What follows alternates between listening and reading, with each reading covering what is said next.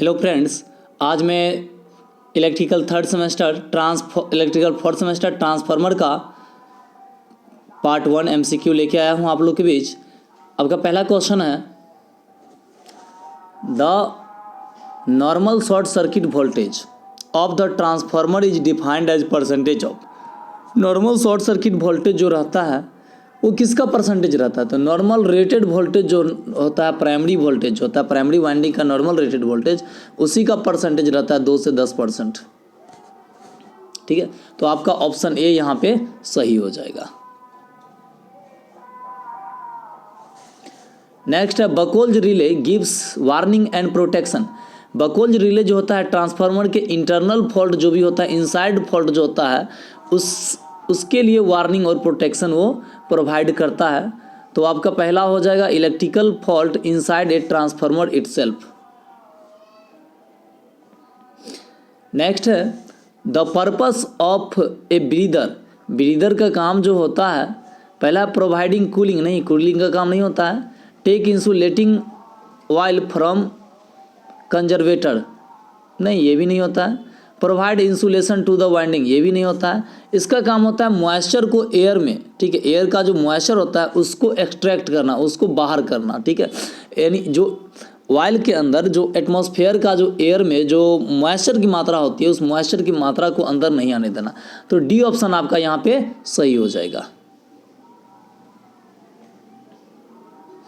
4 number question है, इन a transformer, ठीक है, एन इंसुलेटिंग मटेरियल में फेल ड्यू टू। मॉइस्चर के कारण फेल होता है। ठीक है, मेनली जो फेल होता है इंसुलेटिंग, वो मॉइस्चर के कारण ही होता है।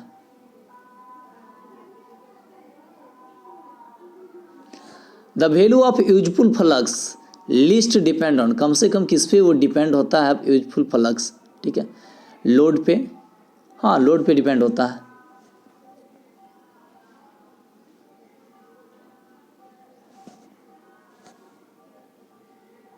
सेकेंड पार्ट हम लोग देखेंगे।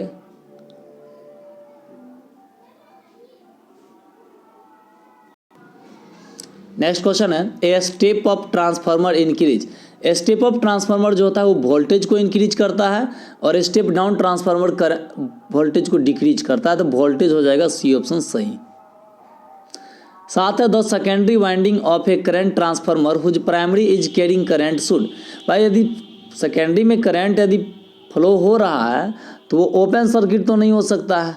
तो आपका ए ऑप्शन सही हो जाएगा यहाँ पे, क्योंकि ओपन सर्किट तभी होता है जब करंट सेकेंडरी से फ्लो नहीं करता है, लेकिन यहाँ पे करंट फ्लो कर रहा है, इसका मतलब ओपन सर्किट वो नहीं हो सकता है। While rising and falling if A wave is not symmetrical. ठीक है, किसी वेव का राइजिंग और फॉलिंग जो है वो यदि सिमेट्रिकल नहीं है, इट कॉन्टेन, तो ये इवन हार्मोनिक्स कॉन्टेन करता है। ठीक है, ऑप्शन नंबर ए हो जाएगा। इन मेजरिंग वोल्टेज और current by means of instrument transformer.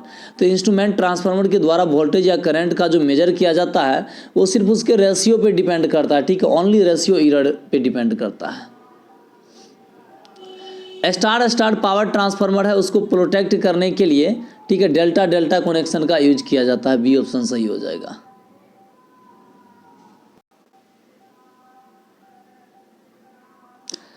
Next है, the dielectric strength of transformer oil is expected to. ठीक है, डाइलेक्ट्रिक स्ट्रेंथ कितना होता है? तो 33 के भी दिया है। The dielectric strength of transformer while का जो डाइलेक्ट्रिक स्ट्रेंथ होता है वो 33 के भी आपका होता है। ए ट्रांसफार्मर जो होता है पावर को ट्रांसफॉर्म करने का काम करता है। 12 का सी ऑप्शन सही हो जाएगा। In the transformer the function of a conservator का जो काम होता है वो protect the transformer from damage when oil expand due to heating. यानी हीट के कारण जब वाइल जब फैलता है, एक्सपेंड होता है, तो उस टाइम ट्रांसफार्मर को प्रोटेक्ट करना इसका मेन काम होता है। यानी सी ऑप्शन सही है। The power transformer is a constant. Power transformer जो होता है वो क्या मैन फ्लक्स डिवाइस है। ठीक है, डी ऑप्शन आपका सही हो जाएगा। An ideal transformer has infinite value of primary and secondary inductance. किसी आइडियल ट्रांसफार्मर में जो प्राइमरी और सेकेंडरी का जो इंडक्टेंस होता है वो इनफाइनाइट होता है, ये गलत है, फॉल्स होगा। ठीक है,